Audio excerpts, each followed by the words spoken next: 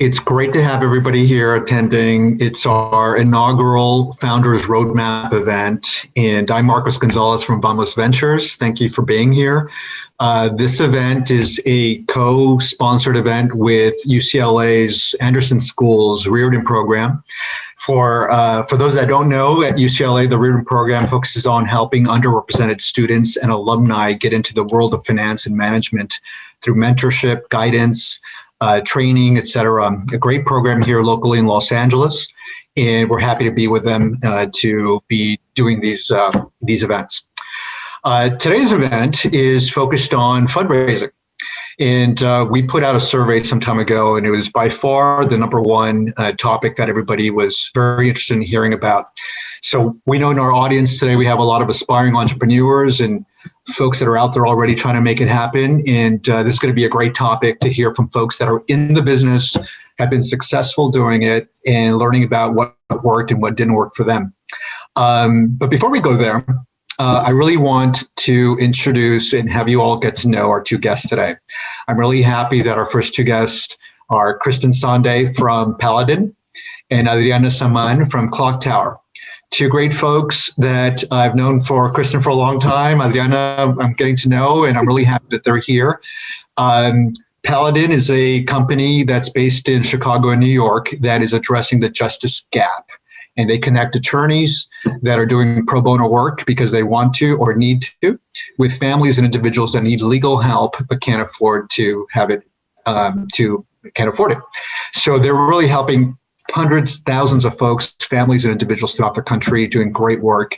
And they've already raised a number of rounds. So Kristen, congratulations to you. And I'm happy that you're here.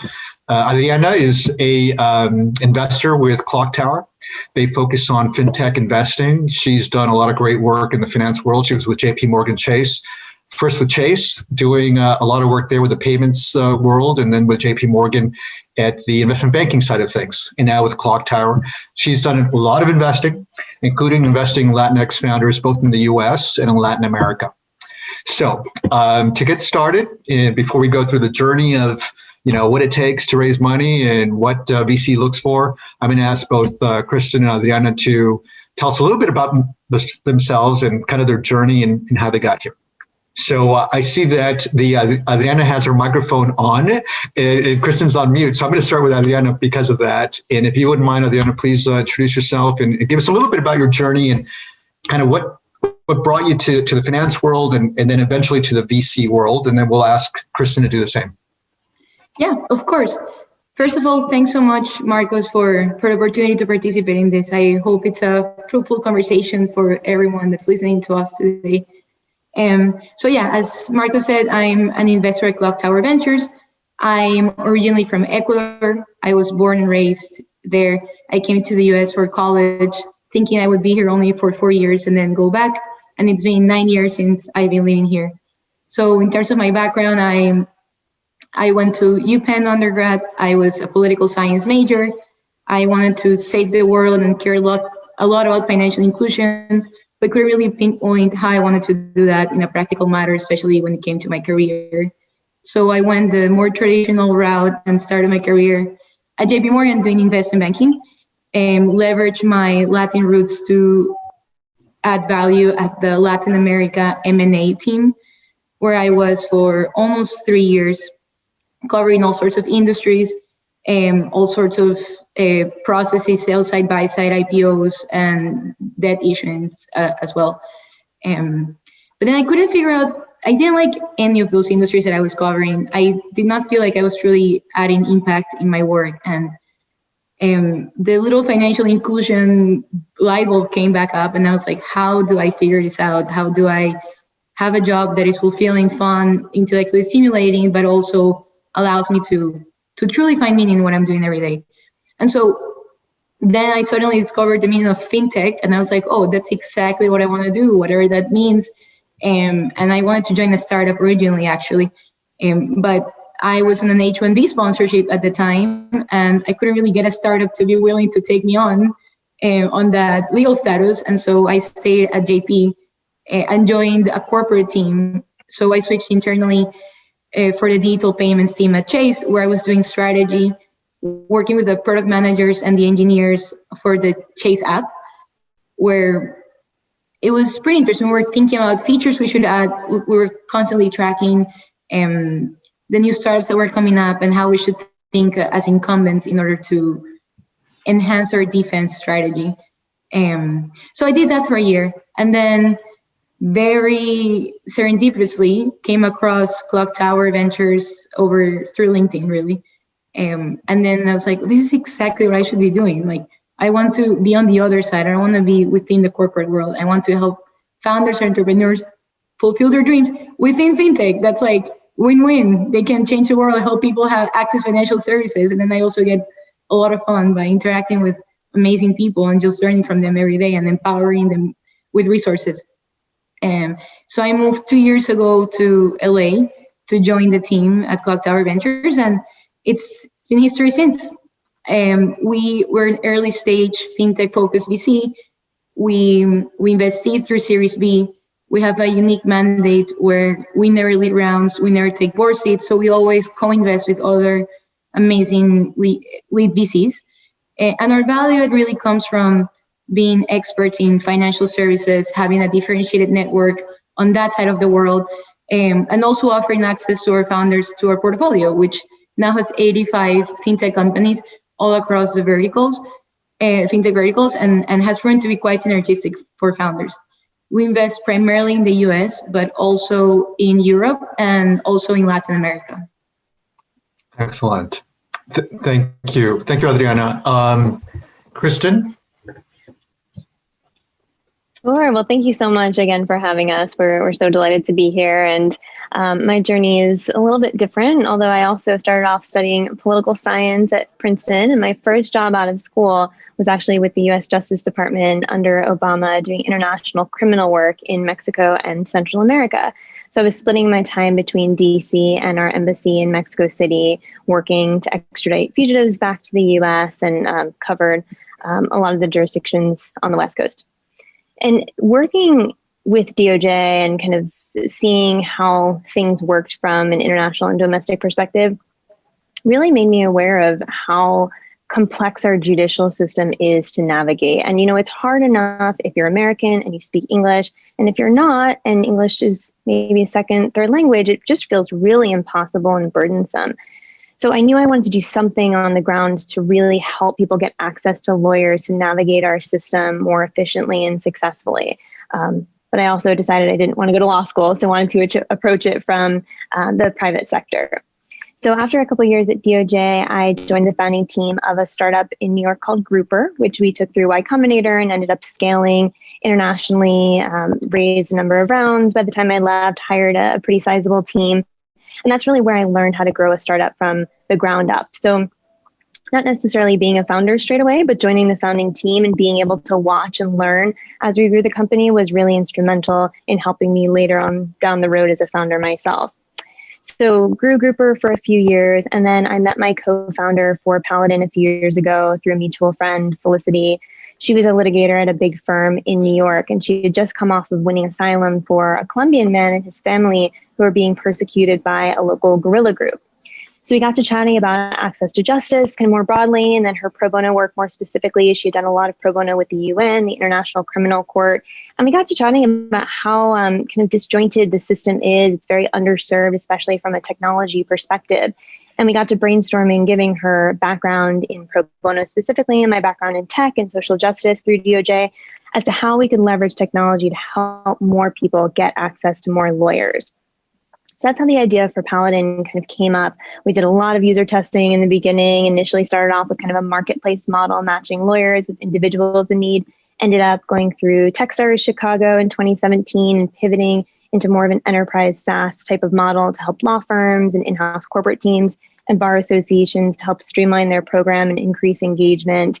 And fast forward now, it's been a number of years. We work with top law firms and companies all across the country. We're expanding internationally next year. We've raised a few rounds, as Marcos said, and we're really excited to be building a sustainable business that's also having impact, which is great. Excellent. Thank you very much, Kristen. I appreciate that. You mentioned that in your previous company, Grouper, you went through Y Combinator and you went through Techstars with the current business. You seem to be a fan of incubators. Is that something that you would recommend in general to entrepreneurs out that are listening in right now, or is it something that just made sense for you at the time? Yeah, that's a great question. So to your point, I do love incubators. I am a huge advocate because, you know what, especially as a diverse founder and as a female founder, you know, we just don't have access to the same networks, capital, clients that our counterparts do. And so for me, gaining access to those networks, those experts, mentors, Marcos, that's how I met you, is through one of the programs through Chicago, the Illinois Hispanic Chamber of Commerce Incubator Program. That's really key, I think, to our success and just building those relationships. So I'm a very big fan of incubator programs, accelerators, and I think building community and networks that are going to help you take your business to the next level are really key. Great. Excellent. Adriana, I'm curious, Clocktower has invested in maybe 80 companies, I think you mentioned. 85. Oh, there you go. And counting. And counting. And one of them we should mention is actually called Real. Yes. That's led by Daniela Corrente in Los Angeles, and that we're a big fan of. What do you think about the incubator side of things? Of all the portfolio companies in Clocktower, how many of them, if more or less, went through incubator programs? And do you tend to find that teams and companies that go through incubator programs are better prepared? That's a good question. So actually, Daniela did go through Mucker, which it's sort of an incubator, and yes, so I think there's a large variety of incubators, and it depends on what you want to get out of it. You have the flashier YC, then you have Techstars that has like 1 million chapters across the US, and you have more local based incubators in each city. I do think they're generally good, especially if you're a first time founder. They teach you a lot of things that the life just won't teach you around fundraising, around what VCs expect, how to write a deck. I love going to, for example, Techstars MLAs are always, you can always tell that their decks are so polished, so well thought about. They understand the playbook. I mean, to a degree, there is a playbook around these things. So yeah, I think it also depends on who you are as a founder. If you already had the experience in raising, you don't need to give up more equity to get that level of access. But if you don't, I think it's definitely a good way to at least almost guarantee that you'll be in front of a handful of investors, because incubators spend a lot of time building relationships with VCs. And VCs also spend time reciprocating those relationships, because we want to be in front of each cohort, and we want to get, first look and be able to help the founders while they're going through their processes and add value from office hours and all these things. So yeah, I think net is positive. I don't think it's fair to say that every founder that went through an incubator has a radically better pitch than anyone who didn't. But I would say if you pick one on average and you pick a first-time founder on average, that'll probably be the case. Mainly because they went through a course, basically, on how to do it. How about a yes or no answer on this one, Adriana? You see two companies that want to pitch you. One of them went through an incubator, one of them did not. Do you have a tendency to say that one might be more interesting than the other? No. Yes? No? No. If the incubator is the only differentiator, no. Okay, so you're not going to give credence to that extra filtering layer of an incubator where they have to go. It depends on the incubator, but okay, maybe if you say there's like a YC founder and like a first-time founder that never went through YC, yes, maybe I'll be more inclined by those credentials. And I do think it's net positive, but as a person, I try to not give less of an advantage mentally to someone who did not go through an incubator. Like, I actually try to force it on the other end. Good. And think about the fact that maybe he didn't even know there was an incubator, and that doesn't mean they're a less good founder. Great. That's excellent. I think that's awesome. It's hard to do. I think you see so many deals, it's hard to kind of, you try to find ways to do triage. But that's great that you're open like that. Before we move on to kind of like what you do to prepare to fundraise, Kristin, I can see from, your history that justice and, has played a role in your life. in some way, you Department of Justice after Princeton. But is it true that you were also an intern at NYPD? And you're on. Oh my goodness, you really dug into the archives there. That is true. Is it just a rumor? Oh no, it is true. It is true. It's been really interesting to see things from both sides of the coin, right? So from the law enforcement perspective, and then from folks who are trying to navigate it from, the defendant side, and it's in kind of the public defender side as well. And so I think having perspectives from both sides just helps you become a more well-rounded thinker about what the ecosystem is like and what needs to change in order to serve justice to the best extent that you can. So that was a good pull from the archives there. But I do think that and this goes back to your question around paths in the beginning, each job that you take is really a stepping stone towards where you're ultimately going to be. And if you are, a founder and you decide to start a company, you really have to love the problem that you're solving, because you're going to be working on it hopefully for a very long time. And so having all of these experiences from the NYPD to DOJ to Grouper, I also worked at a hedge fund for a little while, they all inform how I think about the problem that we're solving now, and they all enrich it in some way. So I always advise, don't worry about the first few jobs that you have out of school. Just use them to learn as much as possible and use them as a stepping stone to figure out, what you like, what you don't like, what you're good at, what you're not, because ultimately we'll all come together in the most productive way possible. Yeah, that makes a lot of sense. I like that concept that you really have to love the problem you're trying to solve, because you're not going to solve it overnight. It's going to take some time. What's interesting about you is that you have this running theme through your, first job or internship all the way up to Paladin. Adriana, I asked you about the incubator and if that makes a difference when you look at companies. Let me ask you now about this. Do you, when you look at two companies, all else being equal, but one team, you see a history of experience that's kind of in financial services versus another one that maybe isn't completely some, other things, and then just now they're doing financial services. Does that cause any noise for you? I would so much rather speak to someone that has lots of experience in financial services. I mean, financial services, unlike other verticals, similar to legal tech, actually, there's a lot, you need to understand it well. It's not just a customer acquisition strategy, like some sort of like marketing consumer game that's much more intuitive to get, and maybe you love that product and you think lots of people will love it. No, there's like lots of technical layers to building these kinds of companies. And so to me, it's fundamental. I think if a founder worked at a bank and wants to sell to banks, worked at a payments company and wants to build something that they know that payment company can leverage, or was some sort of, or had some sort of technical role at a financial institution, it would make the world of a difference to us. There's lots to disrupt within financial services, but you also need to truly understand who you're trying to disrupt and how the systems operate in order to do it properly. That's interesting. Many times what we see in the market is sometimes folks will say, I'm trying to decide whether I should start this company or get a job in this industry or another startup in this industry. And depending on who the person is, sometimes it makes sense to get a job in that industry and develop the relationships, develop the experience, and so on, and then really prepare yourself for starting your own company. And by the way, if you're doing that, you could also build a solid angel network that could ease you into the actual process of raising a former institutional venture round. And angels are great, not just for the initial capital, but really for their networks and their ability to advise you and prepare you within the industry. And I think that's extremely valuable. Right.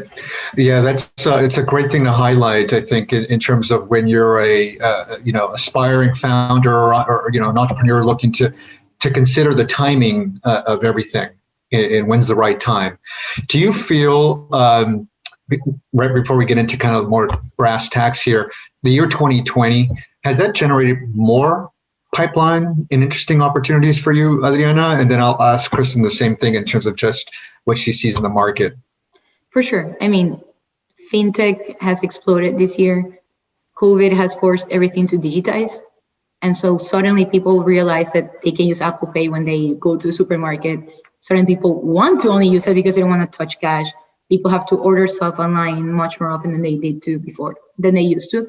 So there has definitely, and then there's a crunch in credit, right? People need cash, merchants and people, and like consumers, I mean. So every financial service has had some sort of spike in demand sort of thing, and has required a tech first distribution channel. Like bank branches have been closed for God knows how long. You cannot do paper heavy processing anymore. And so that is just a simple way to say that has led fintech companies to explode this year. So if I were to put words in your mouth, would you say that this pandemic, this crisis we're living through, is a good time to start a fintech company? Yes. How about you, Kristin? How do you feel, and how do you see it? Yeah, so legal is interesting because I think, as an industry, we're pretty slow to adopt new technologies. So it's been helpful in accelerating a lot of the changes that we really needed to have happen many years ago. Like, think about courts, for example. A lot of them have digitized and they're able to move cases through a lot more efficiently, and just law firms, the way they interact with clients is helpful.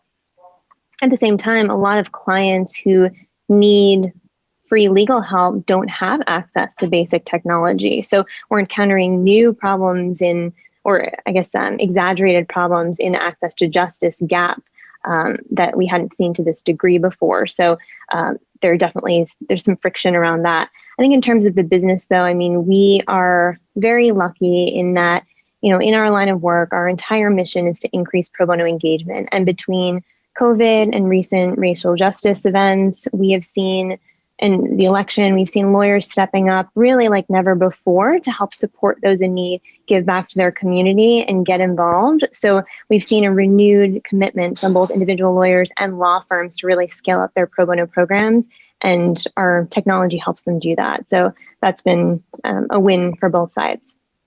Excellent. I think I echo this in that this pandemic and crisis is really creating a lot of, in a very bad situation, creating some interesting opportunities for entrepreneurs. Let's get into the, what you've learned, what works, what doesn't work. Kristin, you've been at a couple of companies that have raised money. Paladin now has raised money a couple of times, three rounds, I think. How do you and your co-founder Felicity, what's the process? How do you think about it? Do you say, is now a good time to raise money? And if so, what are the questions that come after that to help you best prepare? And maybe you could also put it in the context of, if I was going to raise another round or do this again, absolutely would be doing these things, and these other things maybe not so important. Yeah, that's a great question. So it's something that's always top of mind for us in terms of, how do we scale the business as efficiently as possible? Sometimes that means raising capital. Sometimes that means focusing a lot on customers so that they're our investors, right? So for us, just to give away like 3 tangible pieces of advice in terms of how I think about fundraising. The first is that you want to do your homework and find people who are really well aligned. So we are a female, diverse founder social impact company, which is like one of the trifectas that makes it really hard to raise money. So we want to make sure that we're talking to angels and VCs, micro VCs more specifically, that are really well aligned with the work that we're doing and that aren't going to have as much inherent bias in our initial conversations. We typically don't approach giant VCs because our focus is really dual bottom line, right? Double bottom line, and that is very important to us, that we have investors who support both the mission and the business at the same time and who can help us accelerate on both fronts. So really doing your homework and finding folks who are well aligned is super important. It also protects your time. So when you have these conversations, you're moving the needle forward for both groups and you're not wasting people's time. So in order to do that, the second piece of advice is that we make a literal spreadsheet that's over 100 people long for each round. And we have a ton of different criteria that we're measuring folks against. What are their theses? Who have they invested in the past? Do they focus on legal? Do they focus on social justice? And we tailor our pitches specifically to each individual investor. We really want to know, what are their goals, what are their, main sets of criteria, their theses, and how do we fit into those so we can maximize value on both sides. And then lastly, once we do have that list of 100 plus folks, we do try to get warm introductions to the extent that we can, because they do go a long way. Some people will say that they accept cold outreach. That hasn't worked as well for us. And thankfully, having been a part of all of these different programs and accelerators I mentioned, we now have a pretty decent reach into, most VC firms. So we leverage those networks and make sure the asks are as specific and well-researched and thorough as possible, so that it makes it really easy for people to make introductions. Whenever people do make introductions, I always follow up with them to let them know how it went, to thank them, because we want to make it as simple as possible.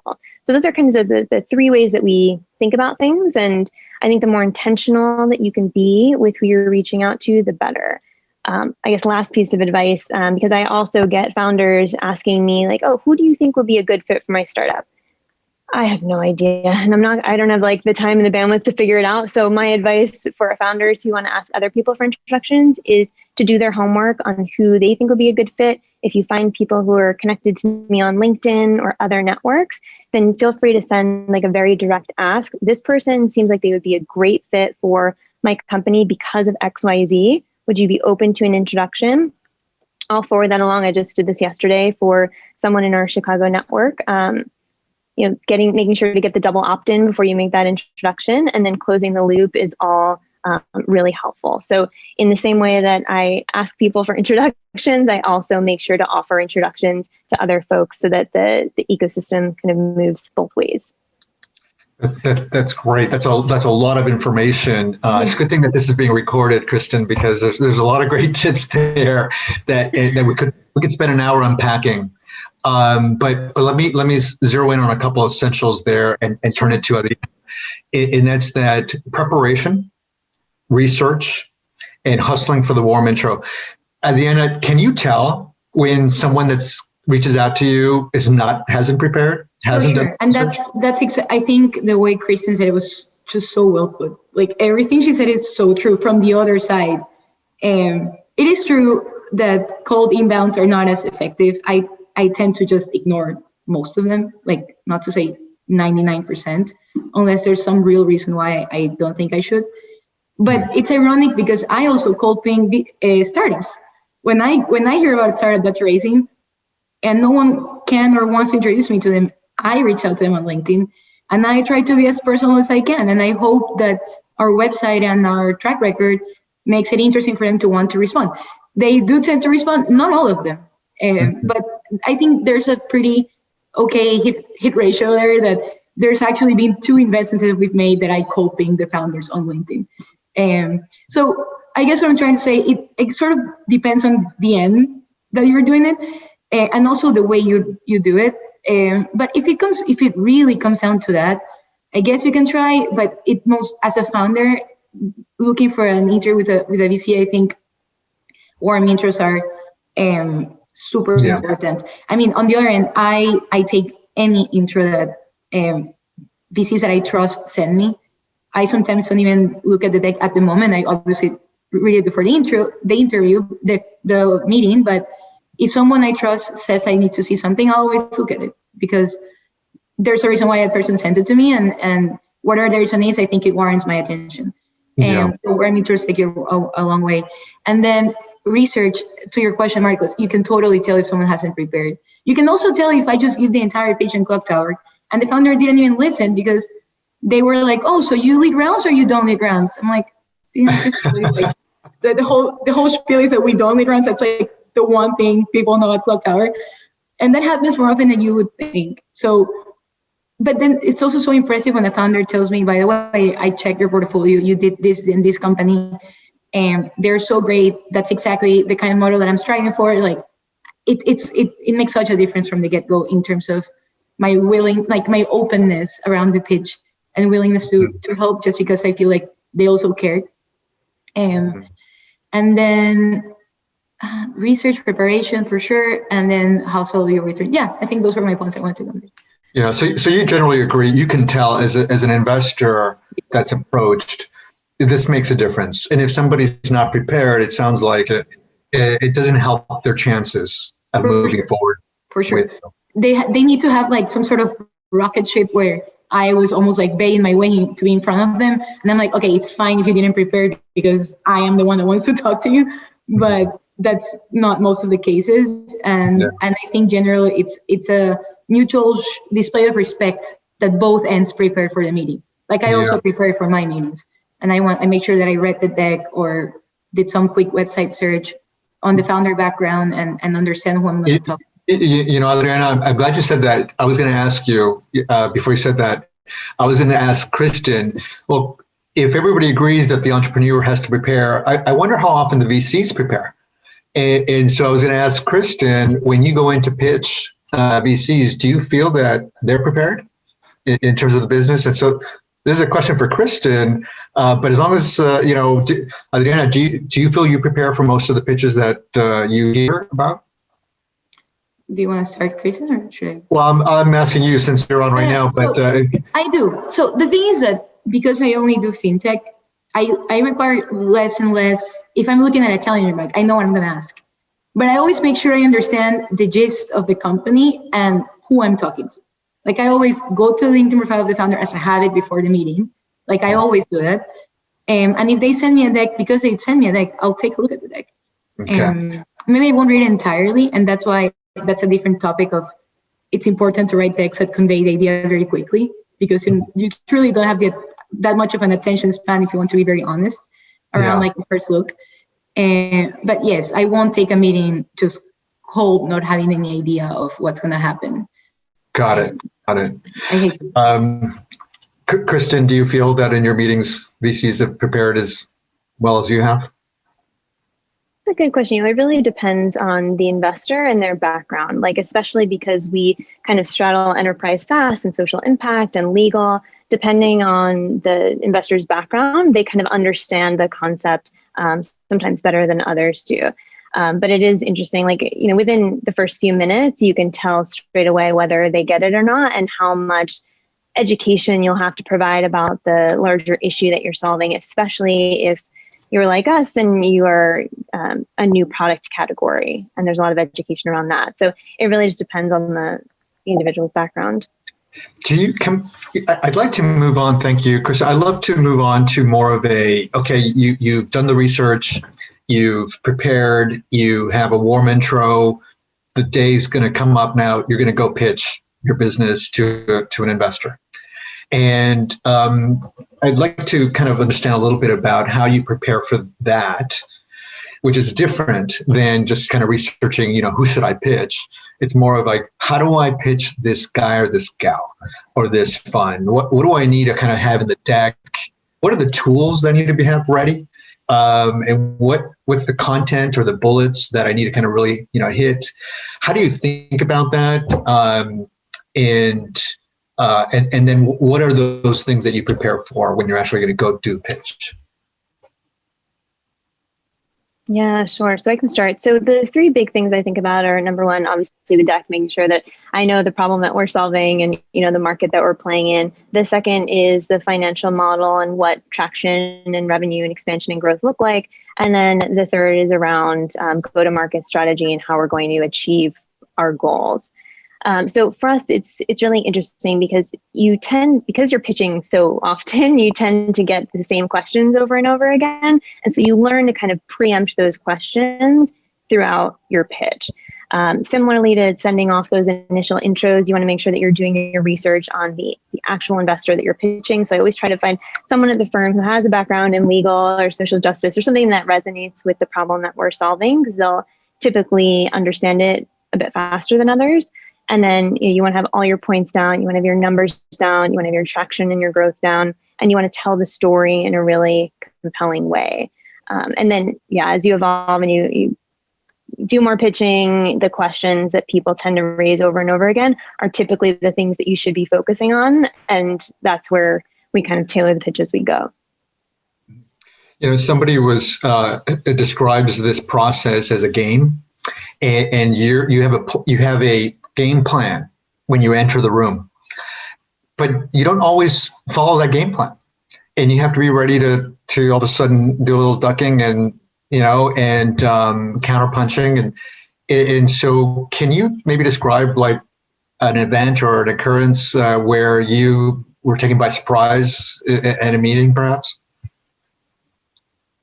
I think something that continually like takes me off guard, even though it shouldn't, is when we're describing the problem that we're solving, and an investor's question is like, oh, well, like, why aren't you a nonprofit? I'm like, okay, I got to go back a long time.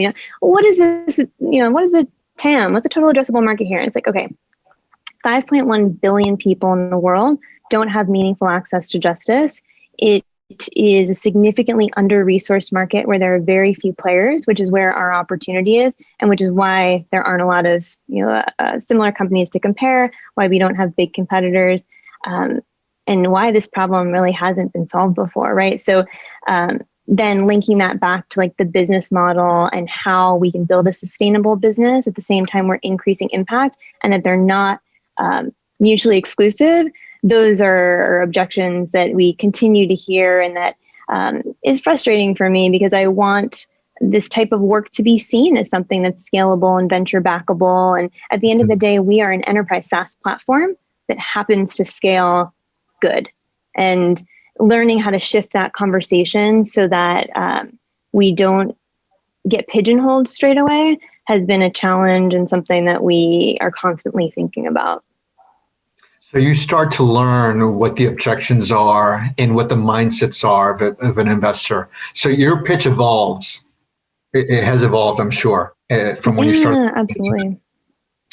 Absolutely. And especially as you move through different stages of growth, right? So what you're focusing on, pitching at the idea stage is different than early adopter stage, which is different when you're gaining critical mass and market share as well. Adriana, does this resonate with you in terms of like the data points, the arguments of why this is an attractive opportunity, and what Kristen's been describing? And before I respond, there's a point that I forgot to make, that Kristen made around making it super easy to send intros. I didn't want to not emphasize that it makes a difference between getting an intro and not getting an intro. If someone makes it really easy to forward and put it in front of someone, I'll do it. I'll send it to like 10 funds. And if I have to write the email per fund, I'll send it to 2, just because I have too many things to do, and we're humans, and like sometimes we can get lazy. And so I think that's so important. So I wanted to emphasize. And in terms of, I agree that I also have learned from my end that when I lead a meeting, I ask different questions, and Ben, our partner, does. And we care about different angles sometimes. And that's why you get a holistic picture of the business and of what the founder is trying to achieve.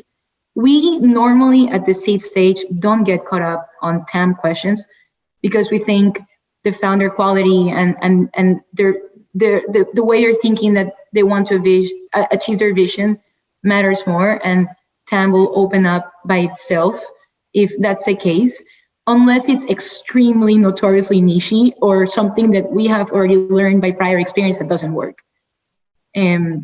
which we can calibrate faster for, because we see the same things over again across fintech. But I agree, and I think to Kristen's point, like being able to know cold your numbers, your thresholds, like what you want to achieve, like numerically, what revenue you want to have, how you're gonna get there, and how have you thought about your sales cycle?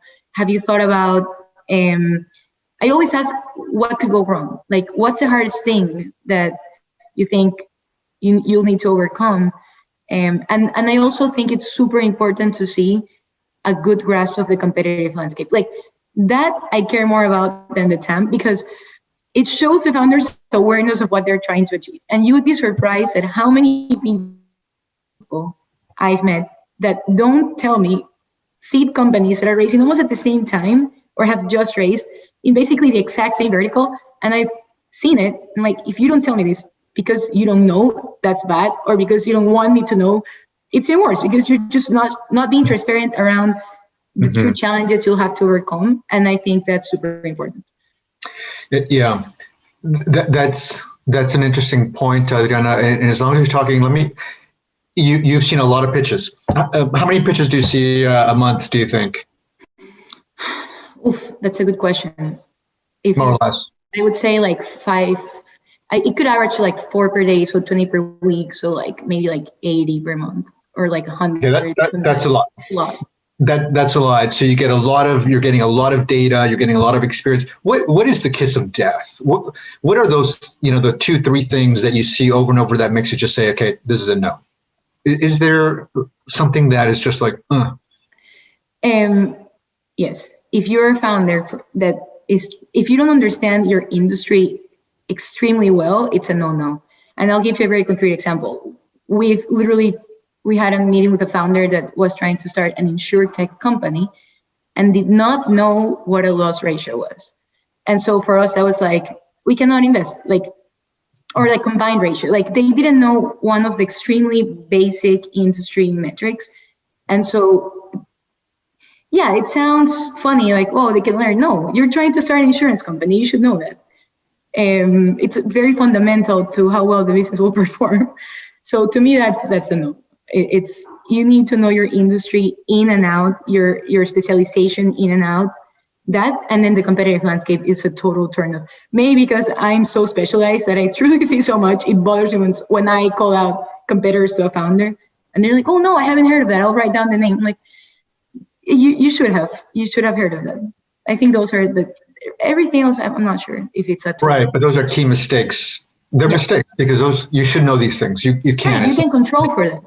Right, it's not unattainable. Kristin, you've pitched a lot of people over the years, and you've been successful with some of them, enough to raise rounds of capital. What's the difference, you think? Is there a difference in your delivery, in your pitch, things that you do with certain folks? Or what is the secret to you that you think you've been able to develop to being successful in raising capital, aside from the basics that we've been covering?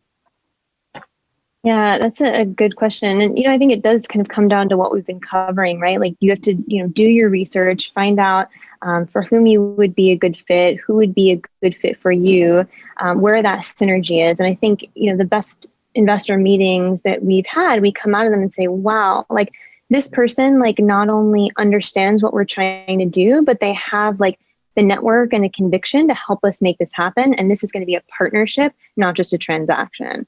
And that just speaks volumes. So those things, mean something. And finding people who are well aligned has been very critical for us. Yeah, there's always that kind of sense of looking for the right investors as well, and ensuring that there's alignment in vision and in values in what you want to achieve as an entrepreneur. I want to ask just one or two more last questions, then we'll go to Q&A. We've got some questions coming in here from the audience. Kristin, you get a lot of no's too. In fact, you probably get more no's than for every yes. Many more. Yep. Yeah. And so how do you handle that? Has that evolved over time? Do you, go home dejected and swear you won't come back to, or does it energize you? How do you handle the no's? Yeah, so I think, at first it's hard to not take it personally, especially when you're really excited about an investor and you think that they're going to be a good fit. But at the end of the day, in my mind, they kind of fall into two buckets. It's not a good fit, period, or not a good fit right now. And there are a number of investors that, passed on us early on, and we continued to stay in touch. And then when we became a little bit more overlapping with their, thesis and purview, and our traction numbers were up, then they came into our rounds later on. And that felt really good to feel like, you finally hit the milestones where you both felt really comfortable to work together and support each other. So we continually keep folks updated via just regular kind of email campaigns to let them know how we're doing, and hopefully it makes sense to work together down the road. But regardless, we talked about this a bit in the beginning, but communication is just so key, and just sending that thank you note, being gracious on both sides. I mean, on the investor side, I always appreciate when folks are just really kind about our meeting, offer to make an introduction. We've had a number of business introductions from investors who have passed on us, who do care about what we're working on. And that's been really impressive, because at the end of the day, these are our dreams and our babies. And it feels really good to be respected when you are declined from a VC. And then on the other side, it's important for us to just stay humble, stay gracious, say thank you, because it's a small world and everyone talks, and you want to make sure that that you're just keeping all of your doors open. Yeah. Adriana, Can I add to her answer? Yeah, go for it. I agree, and I was just gonna say, there's so many times I have offered founders interest to other investors because I genuinely think they would be a good fit. And I've had lots of founders tell me, no, I don't take interest from our investors because investors only introduce founders to, like, only send companies that they're not investing in. So why would another investor want to take a meeting? And I've received that answer so many times. And I'm like, sure, your loss. Everyone that I send a company to, I truly think about why I should send it to them. And it's never because I just passed. And by the way, we don't even lead round, so that person could also lead the round. So never say no to an intro. Like, never think that because it comes from another investor that passed or declined your investment, that it can't lead to something good for you. Especially because you need to put yourself in our shoes. We see hundreds, as I just explained, of companies every day, and we can only invest in a handful. And so that doesn't mean that we only pass on bad companies. It just means we can't do them all. But we have a network that could take them all, and so you should sort of like trust that can also be a good avenue for you. I think that's super important to keep in mind. I have a follow-up on that. So have you guys invested at Clocktower in companies that other investors sent you that they declined? Yes, 100%. Maybe that's great to. Maybe because they were too late, or maybe because they were like, we don't believe in this market, and we're like, well, maybe we don't have crazy conviction in the market, but we think the founder is amazing, so why wouldn't we? Like, there's so many, by the way. Actually, one we wired yesterday came from an investor that said, yeah, we passed, and I was like, actually, this looks kind of cool, send it to me, and we ended up investing. So yes, we have. Does it great. Does it cause you, Adriana, any kind of feelings when you say no to a founder? We were just talking about how these companies are your babies, right? You're giving birth to this idea. You have to say no a lot too. So how do you take that? How do you do it? How do you sleep at night? I hate it. I hate to say no. I take every meeting to my heart. Like, I take them super seriously. And so it takes me forever to send a fast email. And sometimes they're briefer than other times. And that's maybe just because I just don't want to, I don't have to write a love letter to a founder saying why I'm not investing. But I always try to make sure that I write transparent but compassionate and constructive feedback. And so every time that I pass in a company, I say something that I liked and something that I think could make it a better fit for us. And yes, I do always offer intros to founders, and they don't always take me up on them, but I always try to do as much as I can for every founder that I meet. And I take it very seriously. I always think about the fact that, yes, I see sometimes it's easy as an investor to numb a little when you're just seeing company after company after company, and it's deck after deck after deck. But no, each company is a little world of people who are giving up their jobs to chase a dream. And so I truly try to not forget that. And I actually think it's extremely humbling from my end to have the luxury to get to talk to these people and say yes to some and help them grow, and then not get to say yes to all. But yeah, it's difficult. I've been in this for 2 years, and it still gets me every time. Yeah, I know it's really hard to do, and it's harder on the receiving end, probably. And I've been asking some questions that have come through the Q&A here. I'll ask another one that's come up a couple times, and that's something that you've both kind of touched on, and that's the unconscious bias that's in the marketplace. If you both have said things that lend credence to the idea that it's about the network, right? The warm introduction, who knows who knows you, this kind of thing. If you didn't go to Princeton, if you didn't go to UPenn, and you don't have a great close friend that can make an intro. How do you manage unconscious bias? If you can get through the door, how do you manage the investor not looking at you and allowing him or herself to deal with that? Is there a way or a strategy that Kristen in particular that you've developed to kind of address this, especially as a woman and Latina and doing this? And then I'll ask Adriana to kind of touch on that too. Are you and your partners who are not of color, are you aware of these things? So maybe Kristen can start first on this. Sure. Yeah. So I found that, joining these communities like the incubators we've been talking about, university programs have been really helpful in opening a lot of doors. I've also found a number of mentors who kind of look like me, right, who can help coach me, and those who don't. Actually, now that I think about it, some of the people who have opened the most doors for me and for Paladin look completely different. And finding those allies who can make introductions, even if it's just a handful of people to really help you grow and expand that network is really key. The other thing I would say is at the end of the day, the product is going to speak for itself. There's this really great quote that I love, and it's, be so good they can't ignore you, right? Where the product just speaks for itself. The client's testimonials speak for themselves. The traction, I know a lot of folks here for the comments are very early stage, maybe idea stage, but eventually the traction will speak for itself. And if you have a product that you're really confident in, that makes the passing a lot more palatable, because that they're going to come around because what you're building is so amazing and you have such confidence and conviction in that based on how it's performing. And that's a really great place to be. And getting kind of those flagship customers or partners or investors can really make or break it. So those communities have been really helpful for me.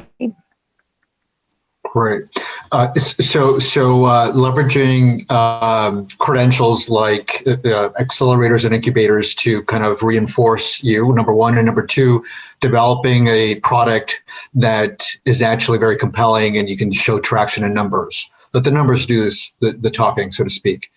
Adriana, with you, what advice would you give to entrepreneurs, especially that don't have these traditional credentials to deal with unconscious bias? I mean, it's tough on the entrepreneur side. Like I don't know what I say to an entrepreneur. Like I think Kristen said it well. It's try to seek for these programs that can get you like somewhat of a toehold in.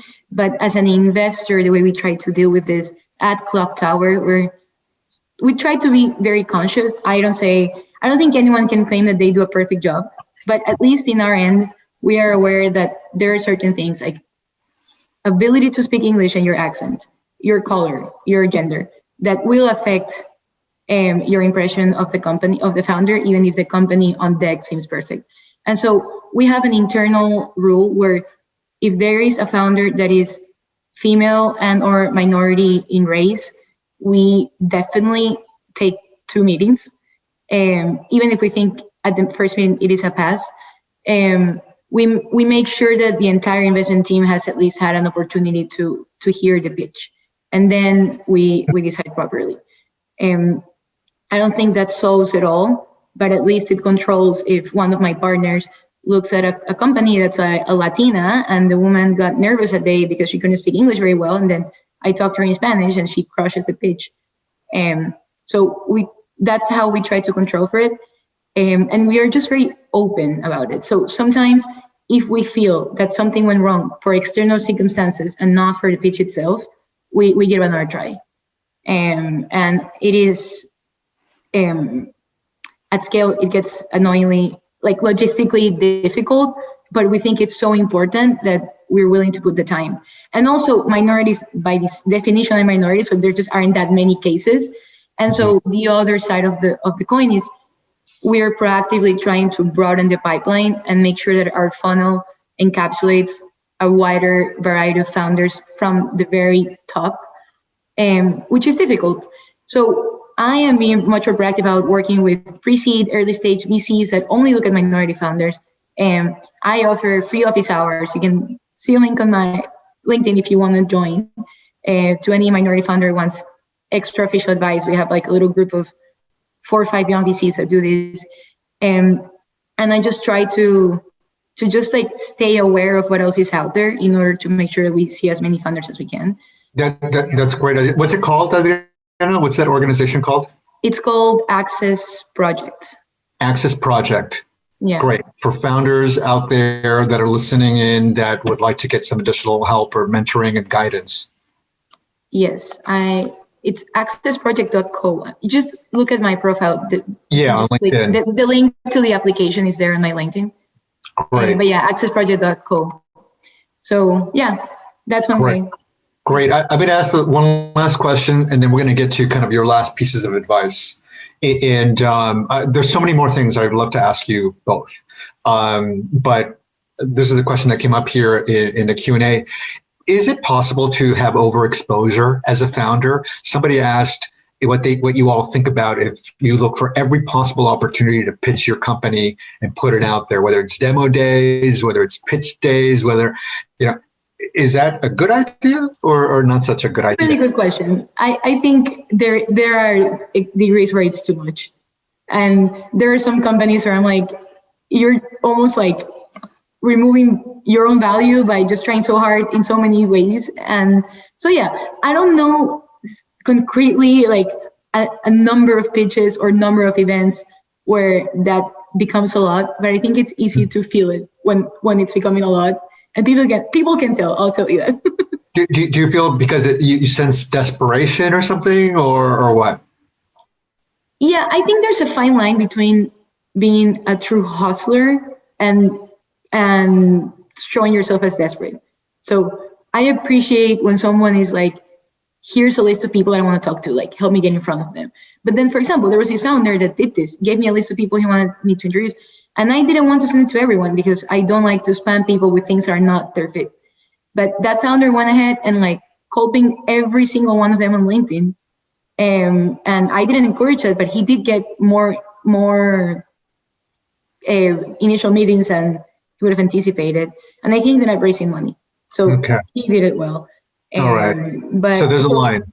Yeah, there's a line. But yeah, it's a subjective line, I guess. Yeah. Kristin, do you agree? Or what do you think? Yeah. So, I mean, look, as a founder, like time is your most precious asset, right? And you have to be good about determining where you're spending it. And so whenever we get asked to do a pitch competition or submit to this or do a pitch night, there's always an opportunity cost and like cost benefit analysis that we do internally about whether this is going to be worth it for the outcome. If it's something industry related, it's going to be weighted much higher than something that's much less relevant. If there's a large amount of investment attached to it, it's probably worth it more than something that's free or just exposure or kind of a much smaller check. So depending on the stage that you're at, that free exposure might be helpful if you're going to be in front of folks in your industry. But for the most part, you do want to be as strategic as possible about where you're spending your time, because most often that's going to be building the product. It's the most important thing. Great.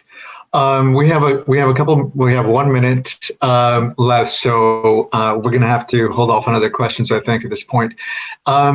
Adriana, maybe I could ask you to go first again. In what's kind of the final piece of guidance or advice, the essential 2 or 3 things that you would give to the audience that's entrepreneurs? Yeah, so it might sound a bit cliche, but we just talked about it in like the hustling side. Just don't underestimate the value of perseverance. And don't take passes personally. Just every time someone passes on you, think about the fact that that person is looking at so many other things and they just can't pick them all. And don't let that bring down your morale. Just be intelligent about the feedback you pick on each interaction with investors, and just take it as a tool to be better rather than a tool to feel like you're less or just not as good. And just don't give up easily. There's so many funds that you can talk to now. There's so many more resources than ever before. I think, yes, network can be a deterrent, but I think online communities and resources can take you farther than they could have in the past. So don't underestimate that and focus on optimizing what you have in front of you. Great. Thank you, Adriana. Kristen? Yeah, so my piece of advice would be to find out your competitive advantage and really double down on that. What is it that makes you and your company stand out in a way that no one else is doing? That's really going to be a big differentiator, and that's something that you can take to your customers, to your investors, to your community, and really give back. So for me, being Latina, being a founder, being a minority in a world in which the justice gap disproportionately affects women, immigrants, and minorities is actually like part of our superpower, that we're serving the very communities that we come from as founders through our product that's been able to scale impact and revenue at the same time. So having a foot in the door on both sides has been a really powerful part of our story and how we think about building an impactful product. So figure out what it is that you do differently that no one else is doing, and really use that to your advantage. Great. That's a great way to end this, Kristen. And I'm so happy that you guys were able to participate today, Adriana, Kristen, and this is our first, but we'll be doing this on a regular basis, and we'll let folks know. After this is over, everyone will receive a survey to give feedback on this hour and what they might want to see going forward. At the end of the day, what we want to do is we want to highlight folks like you that are making your way through successfully in a very tough world of investing and entrepreneurship. And so thank you for sharing, because there's a lot of us out there that, it's hard work. And so this is part of, I think, being part of the ecosystem and contributing to it. So thank you both for participating. Thank you to the Riordan Programs at UCLA Anderson School for co-sponsoring this. I really appreciate it. Thanks for everybody involved. And for those that attended, thank you. And please reach out to us through the survey or otherwise to, with follow-up questions or ideas for future events. With that, everybody have a good evening. Thank you again, and take care. Thanks, Kristen. Thanks, Adriana. Thank you so much. Thank you. This was so fun.